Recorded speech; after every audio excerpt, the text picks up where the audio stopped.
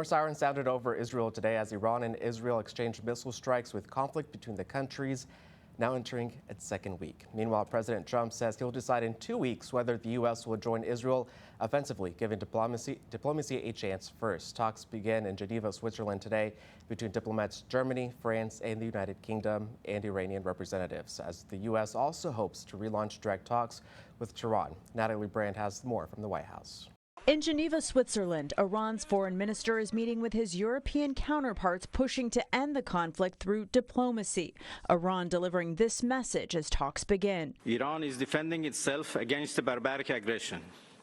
We are entitled, tasked, and determined to defend our territorial integrity, national sovereignty, and security with all force. Iran's foreign minister says while the U.S. has sent messages calling for negotiations, Tehran will not negotiate unless Israel's aggression stops. We are operating in the name of regional stability and global security. Israel says it's not backing down, even as President Trump is holding off for now, saying he'll decide what to do within 2 weeks. If there's a chance for diplomacy, the president's always going to grab it, but he's not afraid to use strength as well.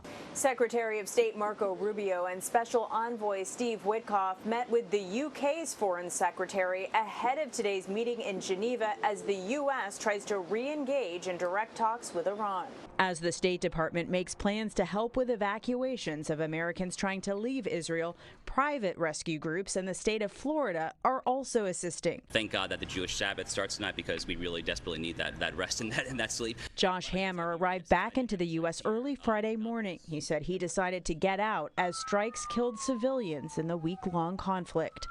The U.S. State Department is collecting information about U.S. citizens in Israel, but still no update on when its chartered flights or cruises will begin. Natalie Brand, CBS News, the White House. And this morning, the Treasury Department announced new sanctions against one individual and 8 different entities, including Hong Kong-based shipping company, for providing material to Iran to help build missiles and defense industry weapons.